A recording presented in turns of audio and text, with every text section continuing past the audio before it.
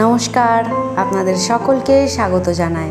সরল ভক্তের ভক্তিতে সন্তুষ্ট হয়ে স্বয়ং বাঁকে বিহারীজি সুদূর বৃন্দাবন থেকে এসেছিলেন উড়িষ্যাতে, তাও আবার সাক্ষী দিতে। আর সেই থেকেই বাঁকে বিহারীজির আরও একটি নাম হলো, তা হলো সাক্ষী গোপাল। পুরীধামে যারা ভ্রমণে গেছেন তারা অবশ্যই দর্শন করেছেন সাক্ষী গোপাল মন্দির। আর আজ এই সাক্ষী গোপালের লীলাই আমরা আস্বাদন করব। পুরীধামে এসে মহাপ্রভু সাক্ষী গোপালের দর্শন করার পর নিত্যানন্দ প্রভুর শ্রীমুখে গোপালের লীলাকথা আস্বাদন করেছিলেন। আজ আমি আপনাদের সকলকে সেই লীলাকথা আবার শোনাবো। অনেককাল আগের কথা, বিদ্যানগরের এক বাসিন্দা তার বড় ছেলেকে সমস্ত কিছুর ভার বুঝিয়ে দিয়ে তিনি তীর্থযাত্রায় বেরিয়েছিলেন।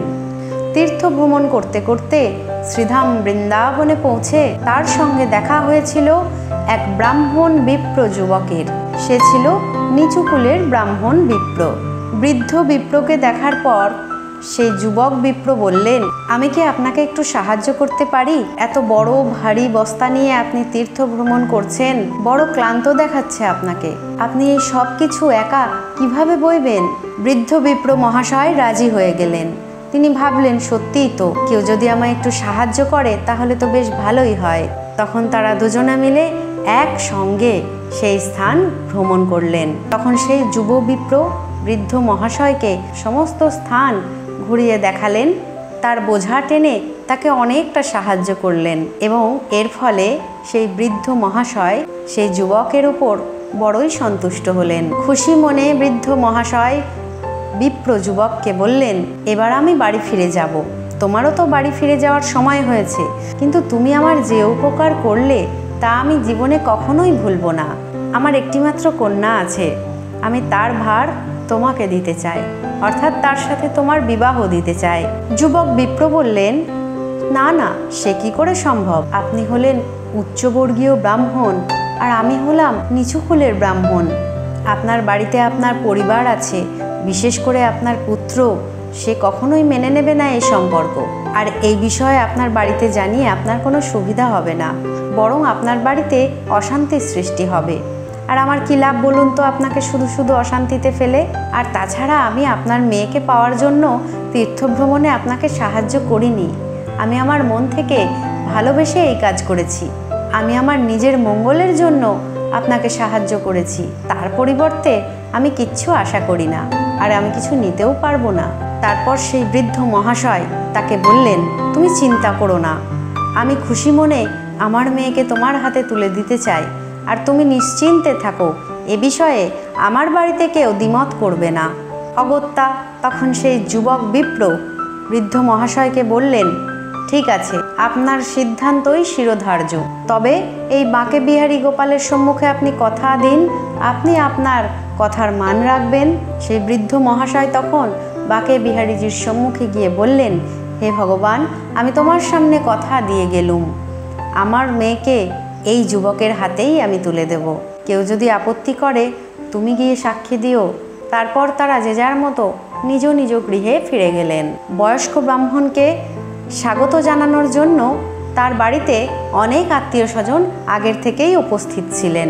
কারণ দেখবেন, কেউ যদি তীর্থযাত্রা থেকে ফেরে তাকে আগমন জানানোর জন্য বা স্বাগত জানানোর জন্য বাড়িতে অনেকেই উপস্থিত হন।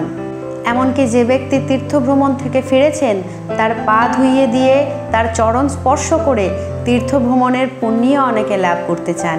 ব্রাহ্মণ তখন পরিবারের সম্মুখে এবং আত্মীয় স্বজনের সম্মুখে তার মনের সব কথা খুলে বললেন, আমি তীর্থভ্রমণ করে গোপালের সম্মুখে কথা দিয়েছি, ওই বিপ্র যুবকের হাতেই আমি আমার মেয়েকে তুলে দেব এবং আমার বিশ্বাস ওর মতন সৎ ধর্মপরায়ণ যুবকের হাতে আমার মেয়েকে সম্প্রদান করলে সে জীবনে সুখী হবে। ও নিঃস্বার্থভাবে আমাকে অনেক সাহায্য করেছে। এ কথা শুনে সেই বয়স্ক মহাশয়ের স্ত্রী ভীষণ রেগে গেলেন। সে কি, ও তোমাকে সাহায্য করেছে বলে তুমি জাতকুল বিচার না করে একটা নিচু জাতের ব্রাহ্মণের সঙ্গে আমার মেয়ের বিয়ে পাকা করে এলে? শোনো, আমি যতদিন জীবিত আছি ততদিন তোমার মনের এই ইচ্ছা আমি পূর্ণ হতে দেব না।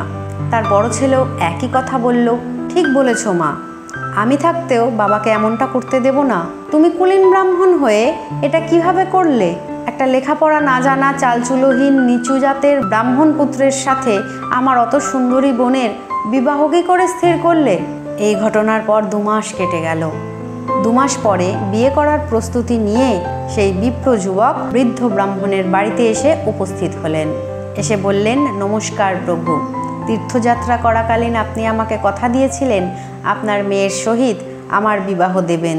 এখন সময় হয়েছে, আপনি সে কথার মান রাখুন। এ কথা শুনে বৃদ্ধ বিপ্র মহাশয় চুপচাপ দাঁড়িয়ে রইলেন। এমনটা দেখে সেই যুবক বিপ্র আবারও বললেন, কি হয়েছে প্রভু, কোনো সমস্যা? এ কথা বলতে না বলতেই সেই বৃদ্ধ বিপ্রের বড় ছেলে বাড়ির থেকে একটা লাঠি নিয়ে বেরিয়ে এলো এবং সেই যুবক বিপ্রকে আক্রমণ করে বলল, বামন হয়ে চাঁদে হাত দেওয়ার শখ, বেরিয়ে যা এখান থেকে। অসহায়ের মতো সেই বিপ্র যুবক তখন গ্রামের হুজুরদের কাছে গিয়ে সমস্ত ঘটনা খুলে বললেন। তিনি এও বললেন যে এই ঘটনার সাক্ষী আছে স্বয়ং গোপাল। হুজুর, আমি তীর্থে গিয়ে ওনাকে তীর্থ দর্শন করিয়েছি এবং সাহায্য করেছি তার মেয়েকে পাওয়ার জন্য নয়, আমি মন থেকেই এমনটা করেছি। কিন্তু তিনি আমাকে বাঁকেবিহারী গোপালের সামনে কথা দিয়েছেন যে তিনি তার মেয়েকে আমার হাতে তুলে দেবেন। প্রথম অবস্থায় আমি বারণও করেছিলাম, কিন্তু তিনি তখন সে কথা শোনেননি। গোপালের সামনে দেওয়া কথা না রাখলে তারই তো পাপ হবে। এই জন্যই আমি আপনাদের কাছে এসেছি সুবিচার চাইতে। গ্রামের নেতারা ব্যাপারটা বুঝে উত্তর দিলেন, ঠিক আছে, আমরা এর সুবিচার করব। বয়স্ক বিপ্রের ছেলেটি নাস্তিক হয়ে মনে মনে ভাবছে, গোপাল কিভাবে এসে সাক্ষী দেবে? আর যেহেতু বয়স্ক বিপ্রের বড় ছেলে বেশ অর্থবান ছিল, এই কারণে গ্রামের নেতারাও তার দিকে হয়েই কথা বলতে লাগলো। তারা সকলে মিলে এই মতে উপনীত হলেন যে যদি স্বয়ং গোপাল এসে সাক্ষী দেন তাহলে তারা এই প্রস্তাব মেনে নেবেন এবং সসম্মানে সেই বিপ্রের কন্যাকে ওই যুবক বিপ্রের হাতে তুলে দেওয়া হবে, অর্থাৎ তাদের বিবাহ দেওয়া হবে। এ কথা শুনে বৃদ্ধ বিপ্র রেগে গেলেন। তিনি মনে মনে ভাবলেন, স্বয়ং গোপাল কিভাবে এসে সাক্ষী দিতে পারেন? এমনটা অসম্ভব বলেই এই সরল সাদাসিধে ছেলেটিকে সকলে মিলে ঠকানোর চেষ্টা করছে। এবং তিনি মনে মনে প্রভুর কাছে প্রার্থনাও করলেন, হে প্রভু, তুমি আমার কথার মান রেখো, সাক্ষী দিও এসে। বিপ্র যুবক তখন বৃন্দাবনের উদ্দেশ্যে পাড়ি দিলেন এবং বাঁকেবিহারীজির সম্মুখে গিয়ে বললেন, হে প্রভু, এবার চলো, তোমাকে সাক্ষী দিতে হবে। দৈববাণী হলো। গোপাল বললেন, এমনটা আমি কিভাবে করব? আমি তো বিগ্রহ, আমি তোমার সাথে যাব কিভাবে? তখন বিপ্র যুবক বললেন, কথা বলতে পারলে তুমি সাক্ষীও দিতে পারবে। আবার দৈববাণী হলো, ঠিক আছে, আমি যাব তোমার সাথে সাক্ষী দিতে। আমার জন্য অন্ন রন্ধন করে তুমি সঙ্গে নিয়ে যাবে। পথে যদি আমার ক্ষুধা লাগে আমি সেই অন্ন সেবা করব এবং তোমার পিছনে পিছনে যাব। যদি তুমি ভুল করেও পিছনে তাকাও তাহলে সেখানেই পাথরের মূর্তি হয়ে আমি দাঁড়িয়ে পড়ব। বিপ্র যুবক তখন গোপালকে জিজ্ঞাসা করলেন যে তুমি যে আমার পিছনে আসবে তা আমি বুঝবো কেমন করে? গোপাল বললেন, তুমি আমার নুপুরের ধ্বনি পেয়ে অবশ্যই বুঝতে পারবে যে আমি তোমার পেছন পেছন হাঁটছি। তখন গোপালকে ভোগ নিবেদন করে ধীরে ধীরে বিপ্র যুবক এগোতে থাকলো। সেই বিপ্র যুবক ধীরে ধীরে এগিয়ে যেতে লাগলো এবং পিছন পিছন নুপুরের শব্দ শুনতে লাগলো। অনেকটা পথ অতিক্রান্ত করার পর তারা যখন উড়িষ্যার পুরীতে এসে উপস্থিত হলেন তখন পেছন থেকে আর নুপুরের ধ্বনি আসছে না ভেবে তার মনটা ব্যাকুল হয়ে গেল। সে মনে মনে ভাবতে লাগলো, কি হলো, গোপাল কি পথে কোথাও দাঁড়িয়ে পড়ল?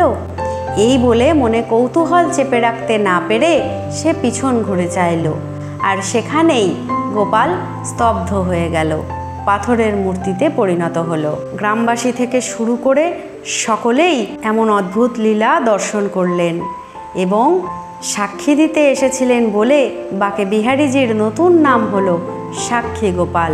সেখানেই দিব্য মন্দির গড়ে উঠল এবং কথা মতো বিচার সভায় বিচার হলো সেই যুবক বিপ্রের সাথেই সেই বয়স্ক মহাশয়ের কন্যার বিবাহ সম্পন্ন হলো। এখনও রয়েছে সেই সাক্ষী গোপালের মন্দির।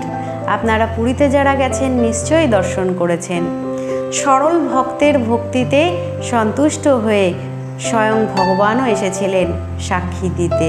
ভিডিওটি কেমন লাগলো অবশ্যই জানাবেন। সকলে খুব ভালো থাকবেন, সুস্থ থাকবেন।